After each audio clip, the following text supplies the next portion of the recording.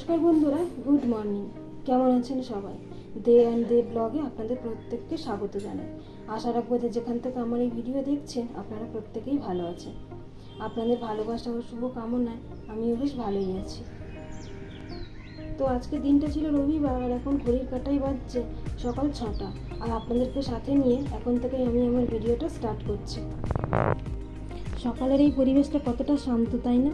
কিন্তু বেলা বাড়ার সঙ্গে সঙ্গে সূর্যের তাপে চারিদিকের পরিস্থিতিটা একদম অস্থির করে দিচ্ছে। কিন্তু পরিবেশ বা পরিস্থিতি যাই হোক না কেন, সব কিছুর সঙ্গে মানিয়ে নিয়ে আমাদেরকে এইভাবেই এগিয়ে যেতে হবে। আর এরই নাম বোধহয় জীবন, তাই না?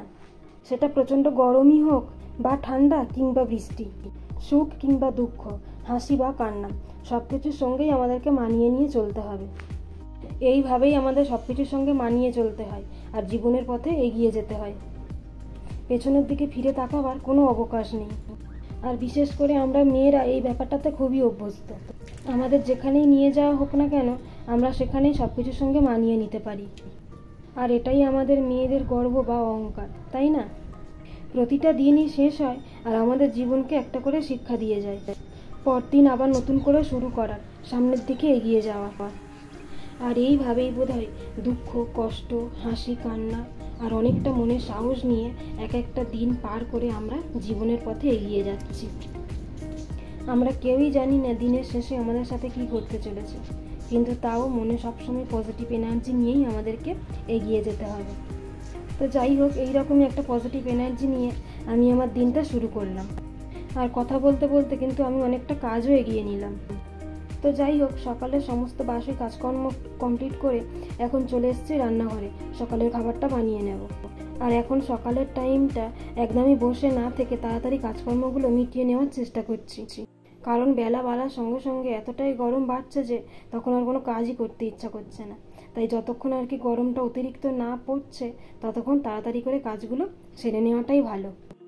আর এখানে সকালে আজকে আমি পরোটা বানিয়েছিলাম, আর গাজর, বিনস, ক্যাপসিকাম, আলু দিয়ে একটা তরকারি মতো বানিয়েছিলাম, আর একটু চা করে নিয়েছিলাম। তা ওটা দিয়ে আমাদের ব্রেকফাস্টটা হয়ে গেছে। আর এখন ব্রেকফাস্টের পরে যে কটা বাসন জমেছিল আর কি, ওগুলো একটু মেজে দিই।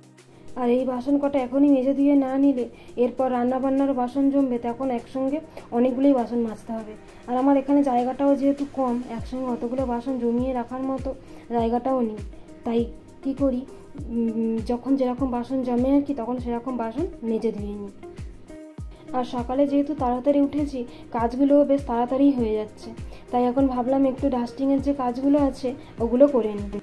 আর সকালে উঠেই তো ছোটো যে বেডরুমটা আছে ওটা তো মোটামুটি পরিষ্কার করে নিয়েছি। এখন ডাইনিং রুমটাও ঝেড়ে ঝুড়ে ক্লিন করে নেব। এখন চেয়ার টেবিলটা মোটামুটি পরিষ্কার করা হয়ে গেছে, ওগুলো জায়গা মতো রেখে দিলাম। আর তারপরে এই সোফার জায়গাটাও একটু ঝেড়ে পরিষ্কার করে নেব। আর রিমির আজকে শরীরটা একটু খারাপ ছিল, তাই ও সকালবেলা ঘুম থেকে উঠতে পারেনি। তো এখন এই সবেমাত্র উঠলো, আর তাই এবার এই ঘরটাও পরিষ্কার করে নেব। আর 4-5 দিন হয়ে গেল বেড কভারটা চেঞ্জ করা হয়নি। আর আজকে হাতে একটু টাইমও আছে, তাই ভাবলাম বেড কভারটা একটু চেঞ্জ করে নিই। তবে আজকে আর কাচবো না, ওটা কালকে কেচে নেব। কেননা এরপর রান্নাবান্না আছে, আর এরপর কাচা ধোয়া করতে গেলে রান্নাবান্না দেরি হয়ে যাবে। তাই আজকে ওটা থাক, কালকেই কেচে নেব। তো যাই হোক, বেড কভারটা চেঞ্জ করে অন্য একটা কাঁচা বেড কভার বিছিয়ে বিছানাটাকে বেশ ভালো মতো পরিষ্কার করে নিলাম। আর এরপর বালিশগুলোও জায়গা মতো রেখে দিলাম। আর এরপর এই ঘরে যা টুকিটাকি ডাস্টিংয়ের কাজ আছে ওগুলো করে নেব।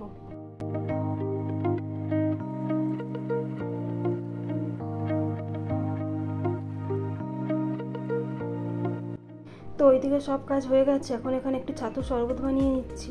আর বললাম না যে রিমির শরীরটা খারাপ, তো ও আর পরোটা খেতে চাইলো না, তো বললাম ওকে একটু ছাতু দাও। তো তাই ওকে ছাতুটা দিয়ে এবার তাড়াতাড়ি রান্নাটাও চাপিয়ে দেবো। আর আজকে রান্না বলতে একটু কলমি শাক ভাজবো, একটু আমের চাটনি আর মাংস, বেশ এই দিয়েই মোটামুটি আজকে হয়ে যাবে। আর কলমি শাকটা না কালকে রাত্রিরেই আমি কেটে রেখেছিলাম। আর যে কোনো বাজার থেকে শাকটা কাটলে আমি আগের দিনেই কেটে রেখে দিই, যাতে রান্না করার টাইমে আর শাক কাটার ঝামেলাটা না থাকে। তা নাহলে এই রান্না করার সময় শাকটা কাটতে বসলে রান্না করার এনার্জিটাই অর্ধেকটা নষ্ট হয়ে যায়। তো যাই হোক, ওইদিকে শাকটা ভিজিয়ে রেখেছি, আর এদিকে আমটা কেটে আমের চাটনিটা করে নেব। আর এখানে আমি দুটো আম কেটেছিলাম, একটা সরু পিস পিস করে কেটে নিয়েছিলাম আর একটা ঝিরিঝিরি করে কেটে নিয়েছি। তো ওইদিকে আমের চাটনিটা তখন বসিয়ে দিয়েছি, আর এদিকে মাংসের তরকারির জন্য আলু, পেঁয়াজ, আদা, রসুন এইগুলোই কেটে নেব। আর এদিক সেদিক কাজ করতে করতে একটু দেরিও হয়ে গিয়েছিল, আর গরমটাও বেশ বাড়ছে, আর তাই ওই একটা রান্না বসিয়ে দিয়ে আর একটার জন্য সবজি টবজি কেটে নিচ্ছিলাম। আর তা না হলে একবারে সব কেটে কুটে রান্না বসাতে অনেকটা টাইম লেগে যেত। আর ওইদিকে চাটনিটা করার জন্য আমটা হালকা হালকা ভাজছি, ততক্ষণে এইদিকে পেঁয়াজ টেঁয়াজগুলো কেটে নিচ্ছি। আর কাজটা একটু এলোমেলোভাবে হচ্ছে ঠিকই, কিন্তু এইভাবে কাজ করে নিলে না রান্নাবান্নার কাজটা খুব তাড়াতাড়ি মিটিয়ে নিতে পারবো। আর তরকারিটা একটু এবেলা বেশি করেই করে নিলাম, যাতে ওবেলা আর তরকারিটা করতে না লাগে। শুধু ওবেলা একটু ভাত করে নেবো, ব্যাস, তাহলেই হবে।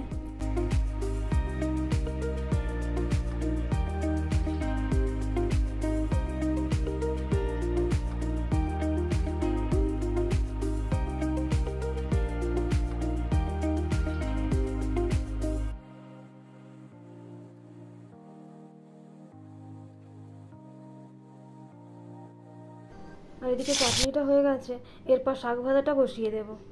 আর এরপর শাকটা ভাজা হয়ে গেলে একদিকে মাংস তরকারি চাপিয়ে দিয়ে আর একদিকে ভাতটা চাপিয়ে দেব, ব্যাস, তাহলেই হয়ে যাবে। আর এই রান্নার মাঝে মাঝে যেসব টুকটাক কাজকর্মগুলো বাকি আছে ওগুলো করে নেব। আর ওদিকে শাকটা ভাজতে আর একটু বাকি আছে, তো এদিকে ততক্ষণে মাংসটা ধুয়ে একটু হলুদ লাগিয়ে রেখে দিলাম। আর এরপর তরকারির জন্য মশলাটা বেটে নেব। মশলা বলতে বিশেষ কিছুই নয়, একটু আদা, রসুন, কাঁচা লঙ্কা, একটু গোটা জিরে আর গোটা গরম মশলা, ব্যাস, এটাই বেটে নেব।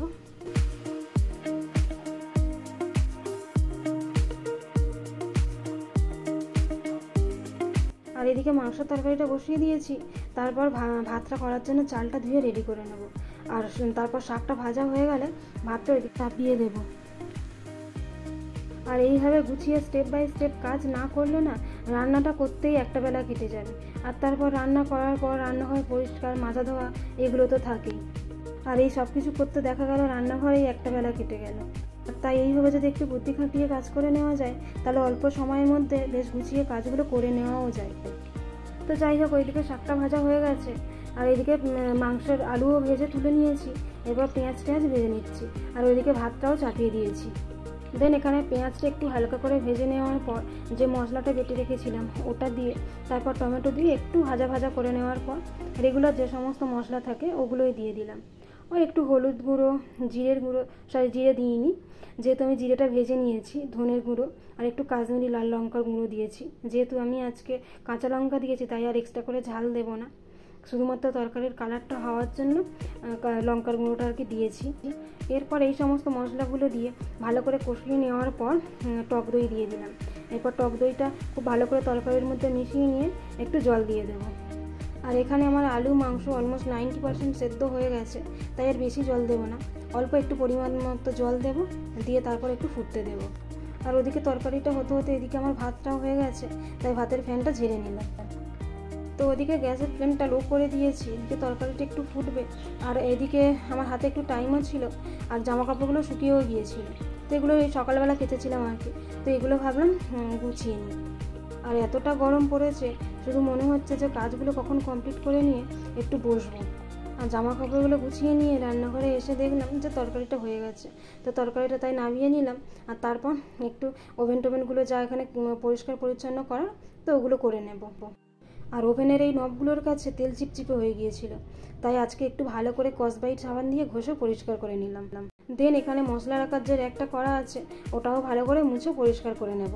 আর এই জায়গাটা দুদিন একদিন ছাড়া ভালো করে পরিষ্কার না করে নিলে সবসময় রান্না হয় তো একটু অপরিষ্কার লাগে, তাই চেষ্টা করি এটা দুদিন একদিন ছাড়াই ক্লিন করে নেওয়ার। তো যাই হোক, এরপর বেসিনটাও পরিষ্কার করে নিলাম। আর এখন রিমি স্নান করতে গেছে, তাই আমি আর এখন যেতে পারবো না, তাই ভাবলাম ওই স্যালাডটা কেটে নিই, একটু পেঁয়াজ, শসা, লেবু এগুলো কেটে রেডি করে রেখে দিই। এদিকে আমার এগুলো কাটতে ওর ওইদিকে স্নানও হয়ে যাবে, তারপর ও বেরোলে আমি স্নান করে নেব। তো বন্ধুরা, এতক্ষণ যেন আমার ভিডিওটা দেখলেন, ভিডিওটা কেমন লাগলো কমেন্টের মাধ্যমে জানাবেন। আর যদি ভালো লেগে থাকে তাহলে একটা লাইক করবেন, আর চ্যানেলটাকে সাবস্ক্রাইব করে পাশে থাকবেন। তো এখানে কিন্তু আমি স্নান টান করে চলে এসেছি, এরপর এখন পুজোটাও দিয়ে নেব, দেন একটু রেস্ট নিয়ে ভাত খেয়ে নেব। ভিডিওটা তাহলে আজ এখানেই শেষ করছি। আপনাদের সঙ্গে দেখা হবে খুব তাড়াতাড়ি পরের একটা ভিডিও নিয়ে। ততক্ষণ পর্যন্ত আপনারা ভালো থাকবেন, সুস্থ থাকবেন, আর অবশ্যই সাবধানে থাকবেন। দেখা হচ্ছে পরের ভিডিওতে।